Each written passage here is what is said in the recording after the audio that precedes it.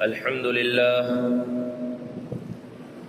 لله نحمده ونستعينه ونستغفره ونؤمن به ونتوكل عليه ونعوذ بالله من شرور أنفسنا ومن سيئات أعمالنا من يهده الله فلا مضل له ومن يضلله فلا هادي له ونشهد أن لا إله إلا الله وحده لا شريك له ونشهد أن سيدنا ومولانا محمدا عبده ورسوله صلى الله تعالى عليه وعلى آله وأصحابه وبارك وسلم تسليما كثيرا كثيرا. أما بعد فأعوذ بالله من الشيطان الرجيم. بسم الله الرحمن الرحيم. يا أيها الذين آمنوا اتقوا الله حق تقاته ولا تموتن إلا وأنتم مسلمون. صدق الله مولانا العظيم. معزز سامعین کرام، بزرگوں اور دوستوں، رمضان کا مقدس اور مبارک اور محترم مہینہ ہمارے اوپر سایہ کیے ہوئے تھا. یہ مقدس اوقات، یہ مقدس لمحات اور مقدس گھڑیاں ہم سے جدا ہو چکی ہیں. رمضان کا مقدس مہینہ ایک مہمان بن کر ہمارے پاس آیا تھا اور قدر کرنے والوں نے اس کی بہت اچھے انداز میں قدر کی، لیکن کچھ ایسے بھی تھے جنہوں نے اتنے عظیم مہمان کی بھی صحیح انداز میں مہمان نوازی نہیں کی، صحیح انداز میں اس کی قدر نہیں کی. اور اللہ رب العزت معاف فرمائے کہ کیسی کیسی ناقدری اس عظیم ماہ مقدس کی گئی کہ آپ نے مشاہدہ کیا کہ دن کے اوقات میں بھی بہت سے مسلمان سڑکوں پر گلیوں میں کھاتے پیتے نظر آئے، دن کے اوقات میں ہوٹل بازی کرتے ہوئے نظر آئے.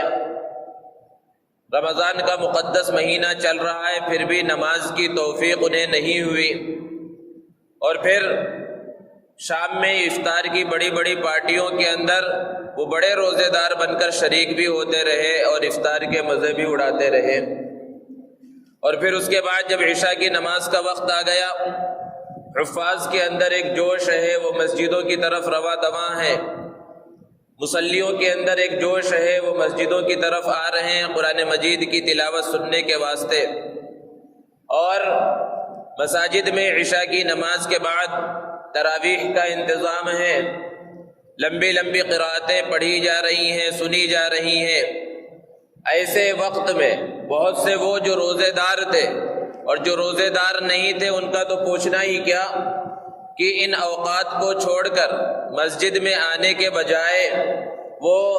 شہر بھر کے چکر لگانے میں حلیم کی بھٹیوں کو آباد کرنے میں مصروف نظر آئے. اور پھر جب آخر عشرہ آ گیا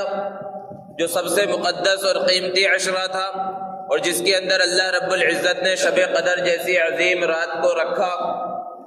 تو اس عشرے کے اندر شاپنگ کرنا اور خریداری کرنا اپنا فرض سمجھا جانے لگا. حالانکہ رمضان کے مہینے کے آنے سے پہلے ہی خطبہ، واعظین، مقررین، ائمہ، بزرگ حضرات مسلسل یہ توجہ دلاتے رہے کہ عید کی تیاریاں بے شک کرنی ہے، اور وہ عید کی تیاریاں سب رمضان کے مہینے سے پہلے کر لو تاکہ رمضان کا مہینہ اچھے انداز میں گزار سکو، اللہ کی عبادت کے اندر گزار سکو. لیکن اس کی طرف کوئی توجہ دینے کے لیے تیار نہیں ہے. اور پھر ہماری خواتین کا حال کیا ہے کہ مسلمان خواتین آپ کسی بھی بازار میں چلے جائیں، شاپنگ مالوں کے اندر چلے جائیں، برقع پوش خواتین کی ایک لمبی قطار پورے رمضان میں اور خاص طور پر آخر عشرے میں نظر آئے گی. اور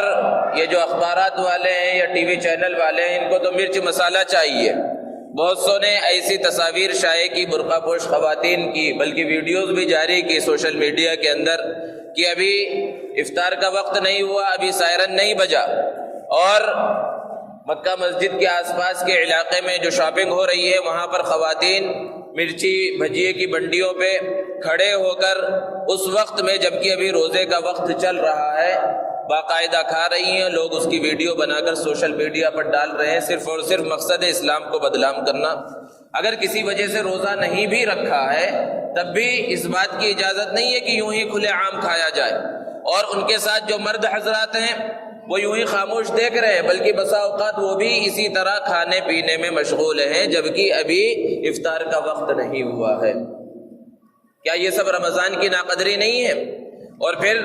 جب آخری رات آ گئی جسے چاند رات کہا جاتا ہے اور جس کو نبی کریم صلی اللہ علیہ وسلم نے لیلۃ الجائزہ قرار دیا کہ یہ انعام کی رات ہے، اس رات کے اندر جب اللہ سے اجرت لینے اور مزدوری لینے کا وقت آیا تو پھر ادھر ادھر کے چکر لگانے میں مصروف ہیں، اور خواتین کا حال کیا ہے کہ یہ پوری قیمتی رات چوڑیاں اور کپڑے منتخب کرنے کے اندر گزار دی۔ اور بہت سی نوجوان لڑکیوں کا حال یہ ہے کہ وہ اپنے ذمہ داروں کے ساتھ ایسے مقامات پر ہاتھوں میں مہندی وغیرہ لگوانے کے واسطے جاتی ہیں جہاں نوجوان لڑکے ڈیزائنر ہوتے ہیں، اور ان نوجوان لڑکوں کے ہاتھ میں ہاتھ دے کر مسلمان لڑکیاں مہندی ڈلواتی ہیں۔ اسلام کے اندر خواتین کے لیے زیب و زینت منع نہیں ہے بلکہ مستحسن ہے، اچھی چیز ہے، زیب و زینت اختیار کرنی چاہیے، لیکن اس کے حدود ہیں، قیود ہیں، شرعی دائرے میں رہتے ہوئے ان سب چیزوں کو انجام دینا ہے۔ اور ان کے ساتھ ان کے والد ہیں یا ان کے بھائی ہیں جو اس دکان کی اس جگہ کے باہر کھڑے ہیں، پوچھا جائے آپ کیوں آئے ہیں تو بتاتے ہیں ہم اپنی بچی کی سیفٹی کے واسطے آئے ہیں۔ ایک نوجوان لڑکی نے اپنا ہاتھ ایک غیر محرم کے ہاتھ میں دے دیا، اب اور کون سی سیفٹی بچی ہوئی ہے؟ اور بہت سے وہ ہیں خواتین اور لڑکیاں جو چوڑی کی دکانوں پر چوڑی والے کے ہاتھ میں ہاتھ دے کر اس کے ہاتھ سے چوڑیاں پہنتی ہے، اور کوئی اگر سمجھانے کی کوشش کرے، بتائے کہ بھئی یہ درست نہیں ہے، یہ چیز جائز نہیں ہے، تو اس انداز میں جواب آتا ہے کہ اب چوڑی والوں سے بھی پردہ ہو گیا۔ اللہ رب العزت معاف فرمائے، ایسی اس رمضان کی ناقدری ہوئی۔ لیکن اللہ کا فضل ہے، جہاں تک قدردانوں کی باتیں ہیں انہوں نے بہت عظیم انداز میں اس کی قدردانی کی کہ رمضان کا مہینہ آیا تھا، مسجدیں قال اللہ اور قال الرسول کی صداؤں سے گونج رہی تھی، مسجد کے گوشے تلاوت قرآن مجید سے پر نظر آ رہے تھے، ہر طرف ایک جوش تھا، کوئی افطاری کی تیاری میں ہے، کوئی سحری کی تیاری میں ہے، کوئی تہجد میں لگا ہوا ہے، کوئی دیگر نفلی نماز ادا کر رہا ہے، کوئی مسئلے مسائل کے بارے میں مذاکرہ کر رہا ہے، ایک خوشنما ماحول تھا۔ لیکن جیسے یہ شوال کا مہینہ آیا یہ ساری چیزیں ختم ہو گئی۔ تو جہاں تک قدردانوں کی بات ہے انہوں نے اچھے انداز میں قدر کی، لیکن قدر صرف یہی نہیں ہے کہ رمضان کا مہینہ جب تک رہا اس کی ہم نے قدر کی۔ ایک ہے رمضان کی رحمتوں اور برکتوں سے مستفید ہونا، فائدہ حاصل کرنا، اور دوسرے ہیں ان رحمتوں اور برکتوں کو باقی رکھنا 11 مہینے۔ اور رمضان کے مہینے نے جاتے جاتے ہمیں جو پیغام دیا ہے اور جو سبق دیا ہے اس سبق کو حاصل کرنا، اس پیغام کو قبول کرنا، یہ رمضان کی اصل قدر ہے۔ اگر رمضان میں ہم نے اچھی طرح سے عبادت کی، اللہ رب العزت کو منایا، لیکن رمضان کے گزرنے کے بعد ہم نے اس کے پیغام کو قبول نہ کیا، اس نے جو سبق دیا اس سبق کو ہم نے قبول نہ کیا، تو ہمارا شمار بھی پھر ناقدروں میں ہی ہو جائے گا۔ رمضان کے عظیم مہینے نے جاتے جاتے جو سب سے بڑا پیغام دیا ہے وہ پیغام ہے تقویٰ کا، اور روزے کا مقصد ہی تقویٰ تھا۔ اللہ رب العزت نے بیان فرمایا روزہ فرض ہی اس لیے کیا گیا لعلکم تتقون، تاکہ تمہارے اندر تقویٰ پیدا ہو جائے، اللہ کا ڈر، اللہ کا خوف پیدا ہو جائے۔ اور یہ اللہ کا ڈر ہی تھا، اللہ کا خوف تھا کہ مسلمان رمضان کے مہینے میں گناہوں سے بچ رہے تھے، سخت گرمی کا زمانہ ہے، پیاس کی شدت ہے، لیکن اللہ کے ڈر، اللہ کے خوف سے وہ پانی کا ایک گھونٹ بھی اپنے حلق کے اندر نہیں اتار رہے تھے، یہ صرف اللہ کا ڈر تھا۔ تو یہ اللہ کا ڈر جس کی پریکٹس کروائی گئی اور جس کی ریہرسل کروائی گئی ایک مہینے تک، اس کا تقاضا یہ ہے کہ اب باقی 11 مہینے اللہ رب العزت کا یہ ڈر باقی رہے اور انسان گناہوں سے اسی طرح بچے۔ اب اگر انسان گناہوں سے نہیں بچ رہا ہے رمضان کے مہینے کے گزرنے کے بعد، تو یہ کہا جا سکے گا کہ جس طرح کا تقویٰ پیدا ہونا چاہیے تھا رمضان کے اندر، روزوں کی وجہ سے وہ تقویٰ حاصل نہیں ہوا۔ گناہ تو بہت سارے ہیں، لیکن بعض وہ گناہ ہیں جو ہمارے معاشرے کے اندر رائج ہیں اور جس سے خود انسان کا نقصان ہوتا ہے یا اس کی وجہ سے دوسرے انسانوں کا نقصان ہوتا ہے، ان گناہوں سے خاص طور پر بچنے کی ضرورت ہے۔ ان میں اللہ رب العزت نے قرآن مجید کے اندر ایک گناہ کو بیان فرمایا، وہ سود کا گناہ ہے، اور سود کے اندر ہمارا معاشرہ بہت زیادہ گھرا ہوا ہے۔ الگ الگ انداز میں سودی کاروبار، سودی لین دین کے اندر انسان مشغول ہے۔ یہاں کی پولیس جب فائنانسروں پر چھاپے مارتی ہے اور جو فائنانسر پکڑے جاتے ہیں، فائنانسروں سے مراد جو چھوٹے چھوٹے قرضے لوگوں کو دیتے ہیں، تو اس میں ایک بہت بڑا طبقہ مسلمانوں کا ہوتا ہے۔ کہیں پر بھی معلوم کیجئے کہ مسلمان پکڑے جاتے ہیں جو دوسرے مسلمانوں کو یا غریب لوگوں کو چھوٹے چھوٹے قرضے، یعنی معمولی قرضے، ہزاروں کے، 1000 2000 5000 10,000 کے قرضے بڑی بڑی سود کے رقم پر دیتے ہیں اور ان کا خون چوستے ہیں، مسلمانوں کا ایک بڑا طبقہ۔ جبکہ اللہ رب العزت نے قرآن مجید میں بیان فرمایا، یا ایھا الذین آمنوا اتقوا اللہ وذروا ما بقی من الربا، کہ ایمان والو اللہ سے ڈرو اور سودی لین دین کو چھوڑ دو۔ فإن لم تفعلوا فأذنوا بحرب من اللہ ورسولہ، اگر تم نے ایسا نہ کیا تو اللہ اور اس کے رسول کی طرف سے جنگ کا اعلان ہے۔ اور پیارے آقا صلی اللہ علیہ وسلم نے ارشاد فرمایا، سود کے گناہ کے 70 درجے ہیں، جس میں سب سے چھوٹا درجہ اپنی ماں سے زنا کرنے کے برابر ہے۔ کتنا خطرناک گناہ ہے، اور مسلمانوں کو معلوم ہے، بارہا سنتے ہیں، لیکن بہت سے مسلمان وہ ہیں جو بینکوں کے اندر پیسہ فکس کراتے ہیں، فکس ڈپازٹ، اور اس کے اوپر جو سود آتا ہے اس سے فائدہ حاصل کرتے رہتے ہیں۔ بعض اپنی بچیوں کے نام پہ کہ کئی سال تک کے واسطے جمع کرا دیا گیا، بعد میں ان کی شادی کے موقع پر کافی بڑی رقم ہو جائے گی، یہ واضح سود ہے، سراسر کوئی اس کے اندر شک نہیں، کسی کا اختلاف نہیں ہے ان سود کے اندر۔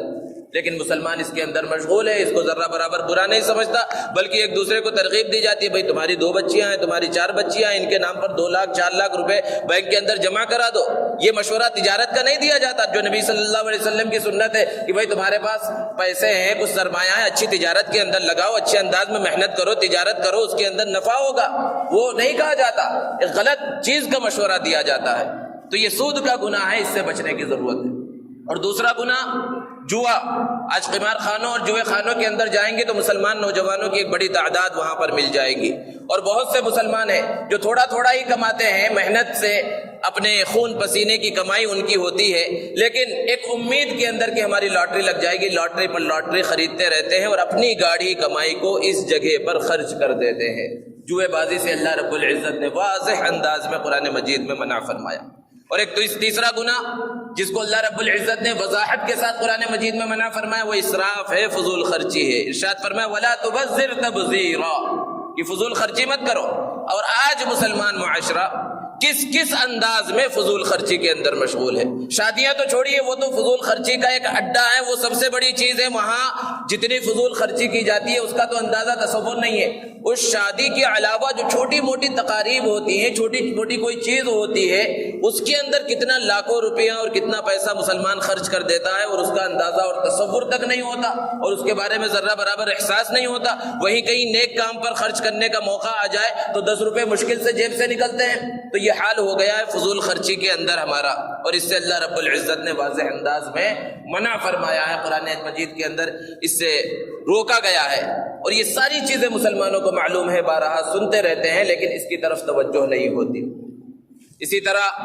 شادیوں کے اندر لین دین، جہیز وغیرہ، یہ ایک بہت بڑی برائی ہے جس سے بھی مسلمانوں کو بچنے کی ضرورت ہے۔ تو یہ جو گناہ ہیں، جو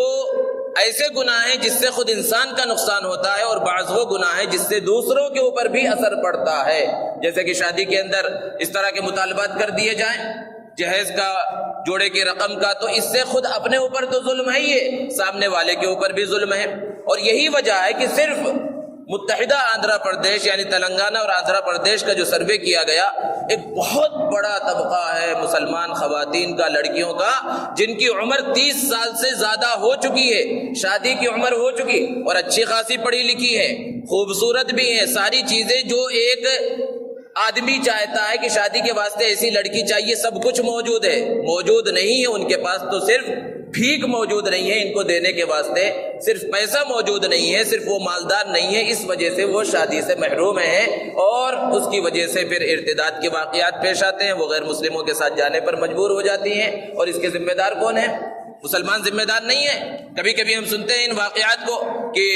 قحبہ خانوں پر اور اس طرح فحاشی کے اڈوں پر پولیس نے چھاپا مارا اور وہاں سے لڑکیوں کو لڑکوں کو پکڑا گیا، تو ہم مذمت کرتے ہوئے نہیں تھکتے، ہماری زبان سے الٹے سیدھے الفاظ ایسے لوگوں کے واسطے نکلتے ہیں۔ اور کبھی کبھی اخبارات میں آتا ہے غیر ملک کے بوڑھے اور معمر حضرات یہاں پر آئے اور انہوں نے جو ہے بالکل کم سن لڑکیوں سے شادی کر لی، تو اس پر بھی ہم ان کو طعنے دیتے ہوئے نہیں تھکتے۔ لیکن کبھی ہم نے یہ بھی غور کیا کہ بے شک ان کے والدین کی، ان کے سرپرستوں کی غلطی ہے، لیکن کیا عام مسلمانوں کی ذمہ داری نہیں تھی؟ عام مسلمانوں کی اس کے اندر کوئی غلطی نہیں ہے؟ ان سب چیزوں پر توجہ کی ضرورت ہے۔ اگر ہم ان سب چیزوں پر توجہ دیں گے، ان سب چیزوں پر غور و فکر کریں گے، تب تو کہا جائے گا کہ ہاں ہمارے اندر تقویٰ پیدا ہوا ہے۔ تو اس رمضان کے مہینے نے جاتے جاتے جو سب سے پہلا سبق دیا ہے وہ تقویٰ کا ہے۔ اور پھر جب انسان کے اندر تقویٰ پیدا ہو جاتا ہے تو اس کا مقام و مرتبہ کتنا بلند ہو جاتا ہے۔ اللہ رب العزت نے بیان فرمایا ان اکرمکم عند اللہ اتقاکم، تم میں سب سے باعزت معزز وہ ہے جو سب سے زیادہ متقی ہو، سب سے زیادہ ڈرنے والا ہو۔ اور جب انسان گناہوں سے بچنے کی کوشش کرتا ہے، تقویٰ اختیار کرتا ہے، اللہ رب العزت نے بیان فرمایا وَمَن يَتَّقِ اللَّهَ يَجْعَلْ لَهُ مَخْرَجًا، کہ جو اللہ سے ڈرتا ہے اللہ تعالیٰ اس کے لیے راستے بنا دیتے ہیں۔ وَمَن يَتَّقِ اللَّهَ يَجْعَلْ لَهُ مِنْ أَمْرِهِ يُسْرًا، جو اللہ سے ڈرتا ہے اللہ تعالیٰ اس کے کام کو آسان کر دیتے ہیں۔ تو یہ پہلا سبق ہے۔ اور ایک سبق رمضان کے مہینے نے جاتے جاتے جو ہمیں دیا ہے وہ مجاہدے کا ہے، کہ یہ رمضان کا مہینہ ہمیں مجاہدہ سکھا کر گیا ہے۔ مجاہدہ کس کو کہتے ہیں؟ تکلیفوں، مصیبتوں، پریشانیوں کو برداشت کرنا۔ کہ اگر رمضان کا مہینہ صحیح انداز میں گزارا جائے تو انسان کو کچھ نہ کچھ تکلیف ہوتی ہے۔ کہ دیکھیے اس کا نظام الاوقات کیسا ہے کہ صبح صبح سحری کے واسطے اٹھنا ہے، ابھی سحری کھائی، اب آرام کا تقاضا ہے، نیند آ رہی ہے، لیکن اس وجہ سے نہیں سو رہا کہ ابھی فجر کی نماز کہیں چھوٹ نہ جائے، نیند کو برداشت کر رہا ہے، نیند کو قربان کر رہا ہے، پھر فجر کی نماز کے واسطے مسجد پہنچا، اب اس کے بعد پھر آرام کیا، پھر اپنے کاروبار اور تجارت وغیرہ کے اندر مشغول ہوا یا تلاوت وغیرہ کی، پھر ظہر کی نماز کا وقت آیا، ظہر کی نماز کے واسطے مسجد کے اندر آ گیا، پھر اس کے بعد اپنے کاروبار میں یا آرام میں یا تجارت میں لگا، پھر عصر کی نماز ہے، عصر کی نماز ہو گئی، پھر اس کے فوراً بعد افطار کی تیاری، پھر اس کے بعد افطار ہے، افطار کرنے کے بعد پھر فوراً مغرب کی نماز۔ اب اس وقت تو آرام کا بہت زیادہ تقاضا ہوتا ہے، لیکن تھوڑا بہت کچھ کھایا پیا یا یوں ہی آرام کیا کہ پھر فوراً پکار آ گئی حی علی الصلاح حی علی الفلاح، اور اب عشاء کی نماز ہی کے لیے صرف نہیں آنا ہے، عشاء کی نماز کے ساتھ اب تراویح بھی پڑھنا ہے، اس میں لمبی لمبی قراتیں ہیں، پھر اس کے بعد کھڑے ہونا ہے، اٹھنا بیٹھنا، یہ سب مشقت برداشت کرنا ہے۔ تراویح سے فارغ ہوا رات کے اندر، اب پھر آرام تھوڑا سا کیا کہ پھر سحری کے واسطے اٹھ گیا۔ تو یہ جو روٹین ہے جو صحیح انداز میں اس کے مطابق چلتے ہیں تو تھوڑی بہت پریشانی ضرور ہوتی ہے عام دنوں کے مقابلے میں۔ تو ایک مہینے تک جو ہم نے اس انداز میں تھوڑا مجاہدہ کیا، تھوڑی تکلیف برداشت کی، اس سے ہمارے اندر یہ طاقت پیدا ہونی چاہیے۔ اور یہ جاتے جاتے یہ سبق بھی ہمیں مل رہا ہے کہ اگر باقی 11 مہینوں میں تمہارے سفر کی سمت صحیح ہے، تم صحیح راستے پر چل رہے ہو، اور اس راستے کے اندر تمہارے اوپر مشکلات آ رہی ہیں، پریشانیاں آ رہی ہیں، تکلیفیں آ رہی ہیں، تو تم اس کو برداشت کرو۔ اسی کو اللہ رب العزت نے بیان فرمایا والذین جاہدوا فینا لنہدینہم سبلنا، کہ جو لوگ ہمارے راستے میں تکالیف کو برداشت کرتے ہیں، مجاہدہ کرتے ہیں، ہم ان کے لیے راستے کھولتے ہوئے چلے جاتے ہیں۔ اور ایک سبق اس رمضان کے مہینے نے جو ہمیں جاتے جاتے دیا ہے وہ صبر کا سبق ہے۔ اللہ کے رسول صلی اللہ علیہ وسلم نے خود بیان فرمایا کہ رمضان کا مہینہ صبر کا مہینہ ہے۔ اور صبر کا ایک مفہوم ہمارے ذہن میں بیٹھا ہوا ہے کہ بھئی کسی عزیز کا انتقال ہو گیا، رشتہ دار کا انتقال ہو گیا، مال و دولت کے اندر جو ہے نقصان ہو گیا، بس اس پر صبر کر لیا جائے، یہ صبر ہے۔ یہ صبر کا ایک مفہوم ہے۔ صبر کا مفہوم اور اس کا دائرہ بہت وسیع ہے کہ عبادت کا دل نہیں کر رہا تھا، نماز کا وقت ہو گیا، مؤذن پکار رہا ہے، لیکن جانے کا دل نہیں کر رہا، لیکن اللہ کی محبت میں، اللہ کے ڈر، اللہ کے خوف سے مسجد کی طرف نفس کے روکنے کے باوجود، شیطان کے روکنے کے باوجود مسجد کی طرف چل دیا، یہ بھی صبر ہے، صبر علی الطاعت ہے۔ گناہ کی طرف انسان کا دل راغب ہو رہا ہے، دل کے اندر خیال آ رہا ہے کہ گناہ کر لے، غیر محرم کے اوپر نگاہ ڈالنے کا خیال پیدا ہو رہا ہے، لیکن اللہ کی محبت، اللہ کے ڈر سے اس گناہ سے بچ جائے، یہ بھی صبر ہے، اسے صبر علی المعصیت کہا جاتا ہے۔ اور اس رمضان کے مہینے نے یہ سبق بھی دیا ہے کہ باقی 11 مہینوں میں یہ صبر بھی ہمارے اندر آ جائے۔ اسی طرح رمضان کے مہینے نے ایک سبق ہمیں یہ بھی دیا کہ ہمدردی اپنے اندر پیدا کرے۔ پیارے آقا صلی اللہ علیہ وسلم نے رمضان سے پہلے جو خطبہ دیا تھا اس میں ارشاد فرمایا تھا کہ یہ رمضان کا مہینہ ہمدردی کا مہینہ ہے، مواسات کا مہینہ ہے، غمخواری کا مہینہ ہے، کیونکہ جب ہم اس مہینے کے اندر روزہ رکھتے ہیں، بھوک پیاس کو برداشت کرتے ہیں، تو ہمیں پتہ چلتا ہے کہ آخر یہ بھوک ہوتی کیا ہے، پیاس ہوتی کیا ہے، اور حقیقت میں بس ایک مہینہ کسی انداز میں ہم گزارتے ہیں، اس کے علاوہ تو بھوک کیا ہوتی ہے ہمیں معلوم ہی نہیں ہے۔ دن میں 3 ٹائم کھاتے ہیں، 4 ٹائم کھاتے ہیں، جو ملا وہ کھاتے ہیں، اس انداز میں ہم کھاتے ہیں۔ لیکن ہمارے ہی درمیان، ہمارے ہی محلے میں، ہمارے ہی اڑوس پڑوس میں کچھ ایسے لوگ بھی ہو سکتے ہیں جنہیں کھانے پینے کے واسطے صحیح انداز میں روٹی میسر نہیں آتی، ایک وقت کا کھانا میسر نہیں آتا۔ تو رمضان کے مہینے نے یہ سبق دیا کہ صرف اپنی ہی فکر مت کرو، اپنے اڑوس پڑوس میں، اپنے رشتہ داروں میں اگر کچھ ایسے مستحقین ہیں تو اپنے مال میں سے ایک حصہ ان کے واسطے بھی متعین کر لو۔ اور اچھے لوگوں کی صفت اللہ نے قرآن مجید میں بیان فرمائی ہے کہ والذین فی اموالہم حق معلوم للسائل والمحروم، کہ نیک لوگ، اچھے لوگ وہ ہیں جن کے مال میں ایک تھوڑا متعین حق ان لوگوں کا بھی ہوتا ہے جو مانگنے والے ہیں یا جو محروم ہیں، مانگتے نہیں ہیں لیکن ان کو ضرورت ہے، تو اپنے مال میں ان کا بھی کچھ حق ہونا چاہیے۔ بہت سے معصوم اور چھوٹے بچے ہیں جو اسکول صرف اس وجہ سے نہیں جا پا رہے کہ ان کے پاس فیس دینے کے واسطے پیسے نہیں ہیں، ان کے والدین کے پاس اتنے پیسے نہیں ہیں کہ وہ یونیفارم خرید کر دے سکے، تعلیم کے حصول کے لیے اخراجات ان کے پاس نہیں ہیں۔ تو کیا یہ عام مسلمانوں کی ذمہ داری نہیں ہے کہ اپنی اولاد کی فکر کرتے ہوئے ایسے چند بچوں کی کفالت لے لے اور ان کی ذمہ داری لے لے؟ کسی کو یونیفارم دلا دیا، کسی کو کتابیں دلا دی، کسی کی کفالت لے لی، کسی کی فیس ادا کر دی، یہ سب عام مسلمانوں کی ذمہ داری ہے۔ اور رمضان کے مہینے نے جاتے جاتے ہمیں یہ سبق دیا ہے کہ اپنے اندر یہ جذبہ پیدا کریں، اور یہ بہت اہم ہے۔ نبی کریم صلی اللہ علیہ وسلم کی سخاوت بڑی مشہور ہے کہ آپ صلی اللہ علیہ وسلم کی اہم صفت ہے سخی ہونا۔ آپ صلی اللہ علیہ وسلم بہت سخی تھے، لیکن جب رمضان کا مہینہ آتا تو آپ کی سخاوت اور زیادہ بڑھ جاتی تھی۔ اس سے بھی ہمارے لیے یہ سبق ملتا ہے کہ رمضان کا مہینہ یہ سبق دے رہا ہے کہ ایک تو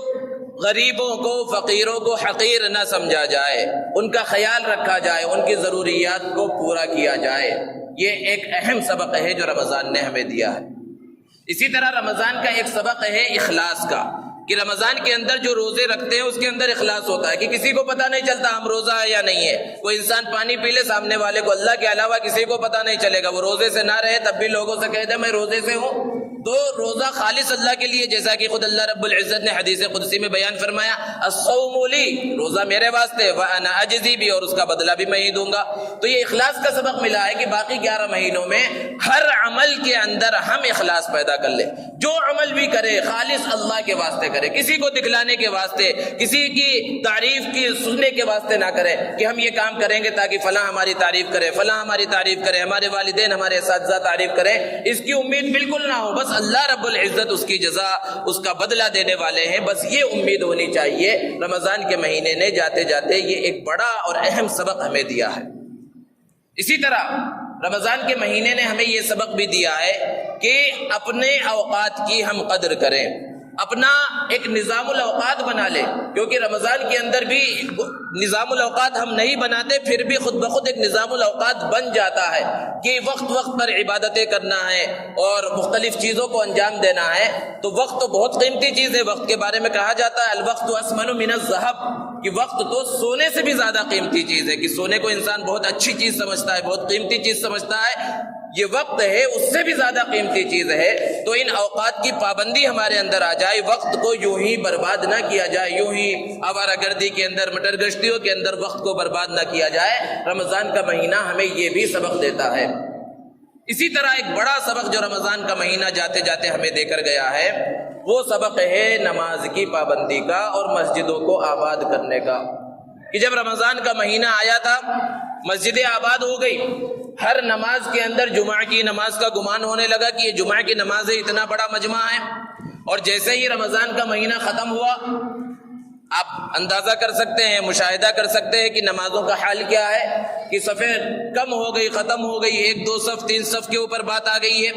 تو یہ مسجدیں اب پکار رہی ہیں، مسجد مرثیہ خواہ ہے کہ نمازی نہ رہے، کہاں چلے گئے یہ نمازی؟ کیا یہ مسلمان نہیں تھے یا کسی دوسرے محلے سے آتے تھے، کسی دوسرے سیارے سے اتر کر نماز پڑھنے کے واسطے آتے تھے رمضان میں؟ وہ بھی تو اسی محلے کے لوگ تھے، یہیں پر نماز پڑھنے والے تھے، یہیں اسی مسجد سے تعلق تھا۔ اللہ رب العزت نے قرآن مجید میں بیان فرمایا ما کان للمشرکین ان یعمروا مساجد اللہ، اللہ کی مسجدوں کو آباد کرنے کی ذمہ داری مشرکین کی نہیں ہے، پھر کس کی ہے؟ اگلی آیت میں بیان فرمایا انما یعمر مساجد اللہ من آمن باللہ والیوم الآخر، کہ اللہ کی مسجدوں کو آباد کرنے کی ذمہ داری ان کی ہے جو اللہ پر اور اللہ کے رسول پر ایمان رکھتے ہیں، قیامت پر ایمان رکھتے ہیں، ان کی ذمہ داری ہے۔ اور مسجد کو آباد کرنے سے مراد کیا ہے؟ تعمیر عربی کا لفظ ہے جس کے معنی آباد کرنا۔ آبادی کے دو مفہوم ہے کہ پہلے یہاں مسجد نہیں تھی، کچھ اللہ کے بندوں نے مل کر مسجد بنائی، پھر مسجد چھوٹی تھی،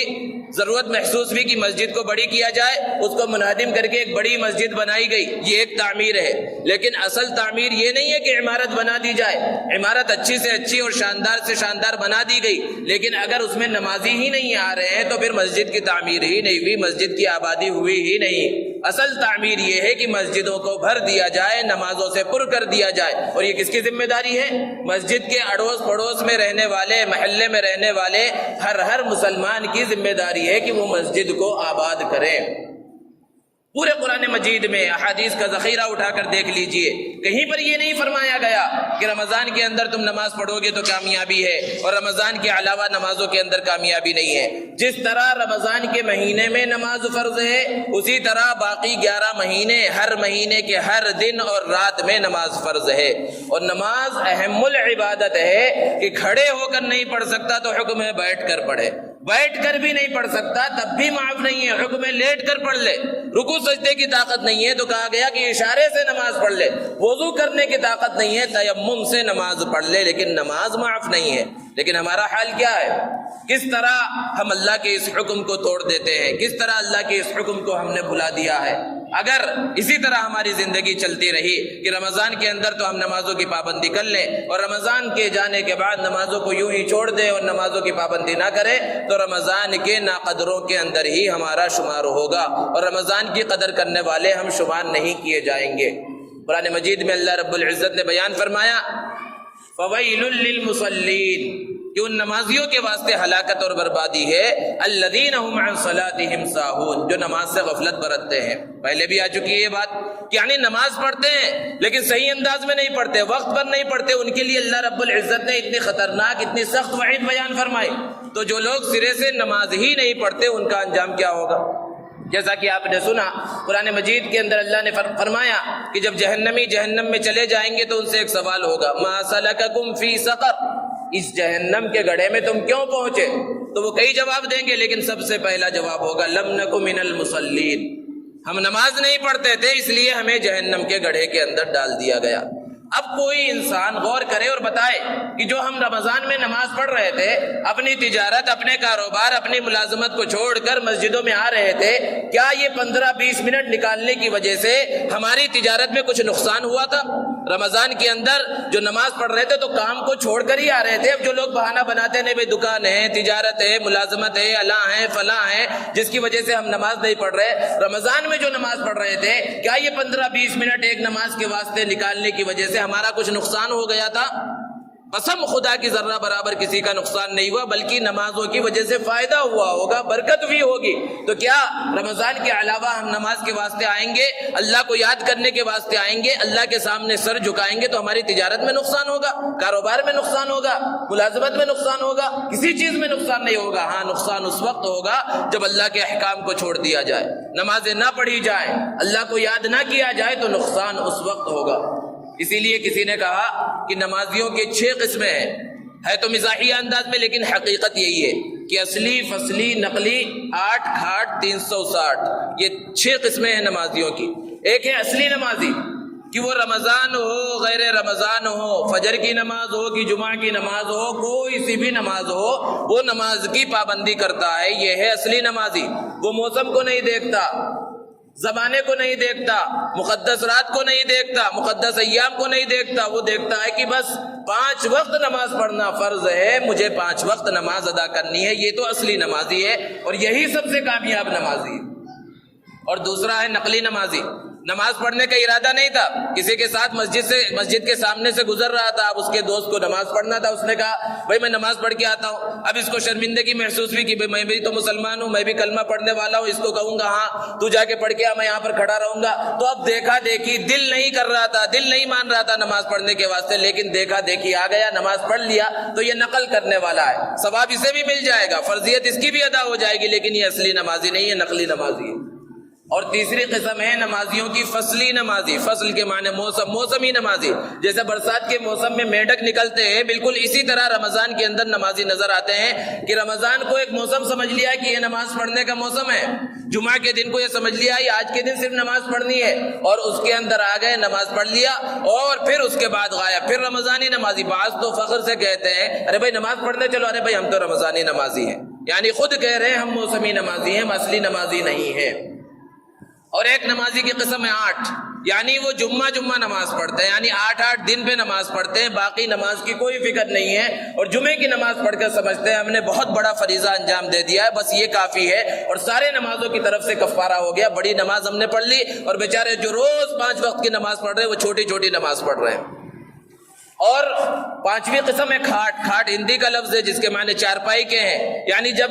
رشتہ داروں میں سے کسی کا انتقال ہو جائے گا، والد کا، والدہ کا، یا کسی عزیز کا، رشتہ دار کا، دوست و احباب میں سے کسی کا انتقال ہو جائے گا، تو وہ صرف جنازے کی نماز پڑھنے جاتے ہیں، اور پھر وہ جنازے کی نماز میں کیا پڑھتے ہیں وہ بھی اللہ ہی جانتا ہے، تو وہ صرف جنازے کی نماز پڑھتے ہیں، وہ بھی اس وجہ سے کہ کئی لوگ یہ نہ کہیں کہ بھائی اس کے باپ کا انتقال ہو گیا تھا، جنازے کی نماز نہیں پڑھی، فلاں دوست کا انتقال ہو گیا اور یہ تو جنازے میں شریک نہیں ہوا، اس ڈر سے وہ نماز پڑھ لیتے ہیں۔ اس سے بھی آگے بڑھ کر ایک قسم ہے نمازیوں کی 360، وہ صرف عید بقرعید کی نماز میں عیدگاہ کے اندر نظر آتے ہیں، باقی جمعہ پڑھنے کی بھی توفیق نہیں ہوتی۔ اب لوگ کہیں گے کہ ایسا کون سا نمازی ہے؟ آپ اپنے اڑوس پڑوس میں ہی مشاہدہ کر سکتے ہیں، بہت سے مسلمان ایسے جنہیں جمعہ پڑھنے کی بھی توفیق نہیں ہوتی، تو یہ 360 دن کے بعد نظر آتے ہیں۔ اللہ رب العزت ایسی ساری نمازیوں سے ہماری حفاظت فرمائے، اور ہمیں اصلی پکا سچا نمازی بنائے کہ رمضان کا مہینہ آیا تب بھی ہم نماز پڑھیں، رمضان کا مہینہ چلے جائے تب بھی ہم نماز پڑھیں۔ اللہ رب العزت ہمیں عمل کی توفیق عطا فرمائے۔ وآخر دعوانا الحمدللہ رب العالمین۔